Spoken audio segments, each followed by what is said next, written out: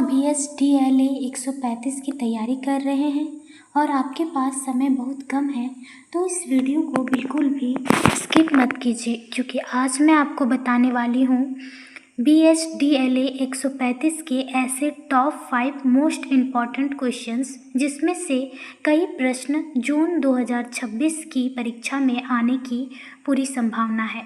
अगर आप सिर्फ इन प्रश्नों को अच्छे से कर लेते हैं तो आपकी परीक्षा की तैयारी काफ़ी मजबूत हो सकती है।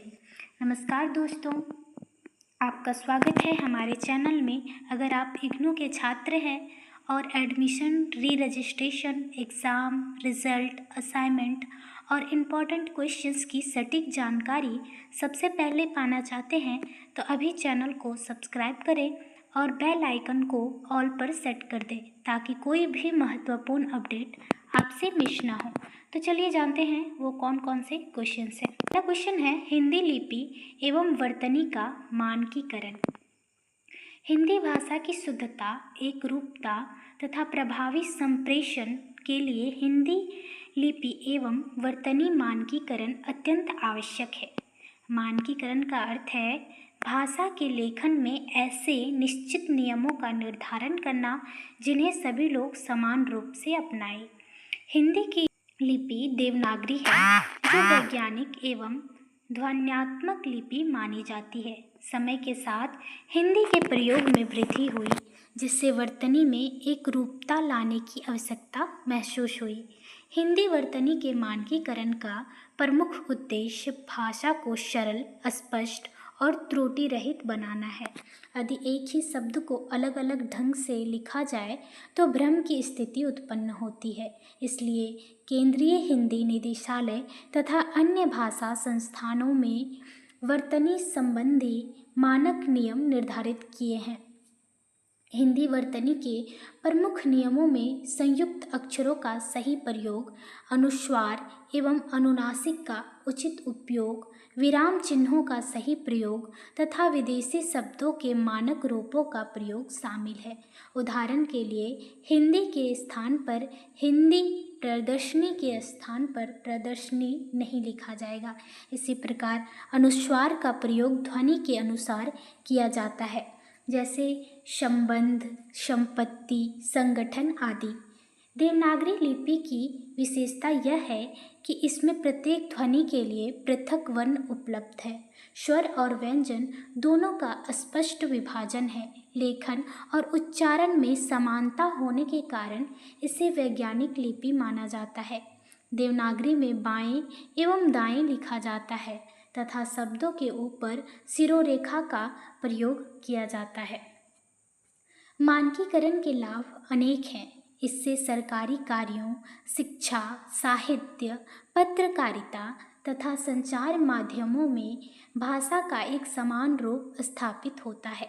विद्यार्थियों को भाषा सीखने में सुविधा होती है तथा लेखन में शुद्धता आती है। इसके अतिरिक्त कंप्यूटर और सूचना प्रौद्योगिकी के क्षेत्र में भी मानकीकृत भाषा का विशेष महत्व है। आज के डिजिटल युग में हिंदी का उपयोग इंटरनेट, सोशल मीडिया तथा ई-गवर्नेंस में तेज़ी से बढ़ रहा है। ऐसे में मानकीकृत वर्तनी की आवश्यकता और भी अधिक हो जाती है। यदि भाषा का स्वरूप एक रूप नहीं होगा तो सूचना के आदान प्रदान में कठिनाई उत्पन्न होगी। निष्कर्ष, हिंदी लिपि एवं वर्तनी का मानकीकरण भाषा की शुद्धता, सरलता और प्रभावशीलता के लिए अत्यंत आवश्यक है। यह हिंदी के विकास तथा उसके व्यापक प्रसार में महत्वपूर्ण भूमिका निभाता है। दूसरा क्वेश्चन है संचार माध्यमों और विज्ञापन में हिंदी। संचार माध्यम समाज में सूचना, विचार तथा ज्ञान के आदान प्रदान का प्रमुख साधन है। वर्तमान समय में रेडियो, टेलीविज़न, समाचार पत्र, पत्रिकाएं, इंटरनेट तथा सोशल मीडिया संचार के प्रमुख माध्यम हैं। भारत जैसे बहुभाषी देश में हिंदी संचार का सबसे प्रभावी माध्यम बनकर उभरी है। हिंदी भारत की सर्वाधिक बोली और समझी जाने वाली भाषा है, इसलिए संचार माध्यमों में हिंदी का उपयोग निरंतर बढ़ रहा है। समाचार पत्रों, टीवी चैनलों तथा रेडियो कार्यक्रमों में हिंदी का व्यापक प्रयोग किया जाता है। हिंदी के माध्यम से देश के दूर दराज क्षेत्रों तक सूचना आसानी से पहुंचाई जा सकती है। विज्ञापन के क्षेत्र में भी हिंदी का विशेष महत्व है। विज्ञापन का मुख्य उद्देश्य लोगों को किसी उत्पाद, सेवा या विचार के प्रति आकर्षित करना होता है। हिंदी भाषा आम जनता की भाषा होने के कारण विज्ञापनों को अधिक प्रभावशाली बनाती है। हिंदी में दिए गए संदेश लोगों के मन पर गहरा प्रभाव डालते हैं और आसानी से याद रह जाते हैं। विज्ञापन की भाषा सरल, आकर्षक, संक्षिप्त और प्रभावशाली होनी चाहिए। हिंदी इस उद्देश्य को सफलतापूर्वक पूरा करती है। अनेक कंपनियां अपने उत्पादों के प्रचार के लिए हिंदी नारों का उपयोग करती है, जैसे ठंडा मतलब कोका कोला, कुछ मीठा हो जाए आदि। ऐसे नारे जनता के बीच लोकप्रिय हो जाते हैं। डिजिटल मीडिया के विकास के साथ हिंदी का महत्व और बढ़ गया है। Social media platform, YouTube, blog तथा वेबसाइटों पर हिंदी सामग्री की मांग तेजी से बढ़ रही है। आज लाखों लोग हिंदी में समाचार पढ़ते हैं, वीडियो देखते हैं और जानकारी प्राप्त करते हैं। संचार माध्यमों में हिंदी के प्रयोग में राष्ट्रीय एकता को भी बल मिलता है। यह विभिन्न क्षेत्रों के लोगों को जोड़ने का कार्य करती है। साथ ही हिंदी में उपलब्ध जानकारी अधिक लोगों तक पहुंचाती है, जिससे जन जागरूकता बढ़ती है। हालांकि कुछ चुनौतियां भी हैं, जैसे अंग्रेजी शब्दों का बढ़ता प्रभाव तथा भाषा की शुद्धता बनाए रखना। फिर भी हिंदी अपनी सरलता और व्यापकता के कारण संचार और विज्ञापन की सबसे प्रभावी भाषा बनी हुई है। निष्कर्ष: संचार माध्यमों और विज्ञापन के क्षेत्र में हिंदी का महत्व अत्यंत व्यापक है। यह न केवल सूचना के प्रसार का माध्यम है, बल्कि सामाजिक, सांस्कृतिक और आर्थिक विकास में भी महत्वपूर्ण योगदान देती है। तीसरा क्वेश्चन है, हिंदी की शैलीगत विशेषताएं। भाषा की अभिव्यक्ति स्वरूप को शैली कहा जाता है। किसी लेखक, वक्ता या रचनाकार के विचारों को प्रस्तुत करने के विशिष्ट तरीके को उसकी शैली कहते हैं। हिंदी भाषा अपनी विविध शैलीगत विशेषताओं के कारण अत्यंत समृद्ध और प्रभावशाली भाषा मानी जाती है। हिंदी की पहली प्रमुख शैलीगत विशेषता उसकी सरलता है। हिंदी में विचारों को सहज और स्पष्ट रूप से व्यक्त किया जा सकता है। यही कारण है कि यह जन सामान्य की भाषा बन सकी है। दूसरी विशेषता उसकी मधुरता और प्रवाह है। हिंदी के शब्दों में संगीतात्मकता और लयात्मकता पाई जाती है, जिससे भाषा सुनने और पढ़ने में आकर्षक लगती है। साहित्य, कविता और भाषणों में इसका विशेष प्रभाव दिखाई देता है। तीसरी विशेषता उसकी लचीली प्रकृति है। हिंदी में संस्कृत, उर्दू, फारसी, अंग्रेजी तथा अन्य भाषाओं के शब्दों को सहज रूप से अपनाया है, इससे उसकी अभिव्यक्ति क्षमता बढ़ी है। हिंदी की एक अन्य महत्वपूर्ण विशेषता उसकी भावनात्मकता है। हिंदी भाषा में प्रेम, करुणा, वीरता, भक्ति तथा अन्य भावों को प्रभावशाली ढंग से व्यक्त किया जा सकता है। इसलिए साहित्यिक रचनाओं में हिंदी का विशेष स्थान है।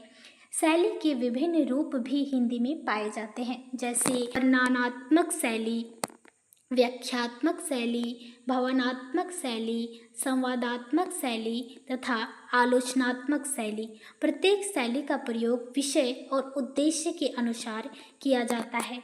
भाषण की शैली में प्रभावोत्पादकता, स्पष्टता और प्रेरणात्मकता आवश्यक होती है।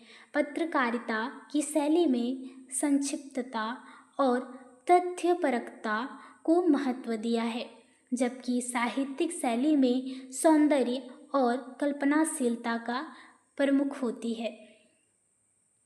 हिंदी की शैलीगत विशेषताएं उसे अन्य भाषाओं से विशिष्ट बनाती है। यही कारण है कि हिंदी साहित्य, पत्रकारिता, शिक्षा, प्रशासन तथा संचार के क्षेत्र में समान रूप से सफल है। निष्कर्ष, हिंदी भाषा की शैलीगत विशेषताएं उसकी शक्ति और समृद्धि का प्रमाण है। सरलता, मधुरता, भावनात्मकता और लचीलापन हिंदी को एक प्रभावी एवं लोकप्रिय भाषा बनाते हैं। इसका चौथा क्वेश्चन है, सूचना प्रौद्योगिकी के क्षेत्र में हिंदी। सूचना प्रौद्योगिकी आधुनिक युग की सबसे महत्वपूर्ण उपलब्धियों में से एक है।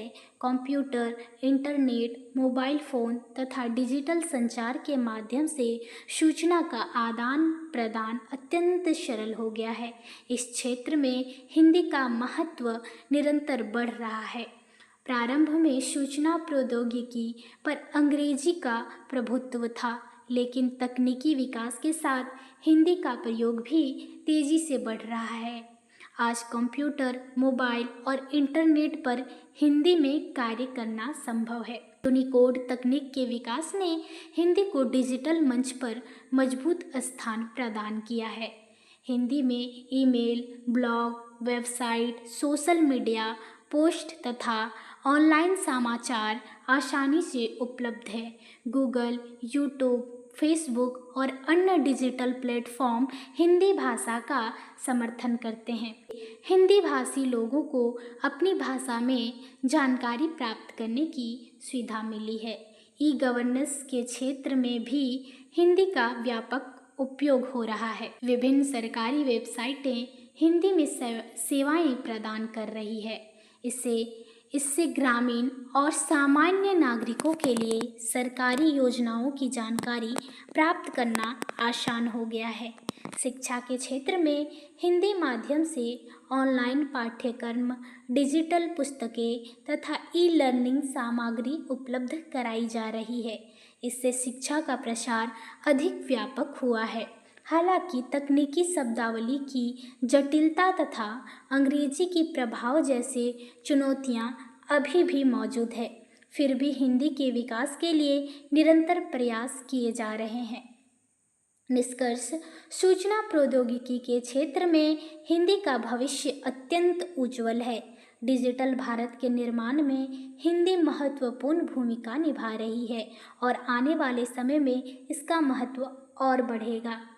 पांचवा क्वेश्चन है, कार्यालयी हिंदी। कार्यालयी हिंदी वह हिंदी है जिसका प्रयोग सरकारी, अर्ध सरकारी तथा प्रशासनिक कार्यों में किया जाता है। इसका मुख्य उद्देश्य कार्यालयों में कार्य को सरल, स्पष्ट और प्रभावी बनाता है। भारत के संविधान में हिंदी को राजभाषा का दर्जा प्राप्त है, इसलिए केंद्र सरकार तथा अनेक राज्य सरकारों के कार्यालयों में हिंदी का प्रयोग किया जाता है। कार्यालयी हिंदी का स्वरूप सामान्य हिंदी से कुछ भिन्न होता है, क्योंकि इसमें प्रशासनिक विविध तथा तकनीकी शब्दावली का प्रयोग अधिक होता है। कार्यालयी हिंदी की प्रमुख विशेषताएं हैं स्पष्टता, संक्षिप्तता, शुद्धता और औपचारिकता।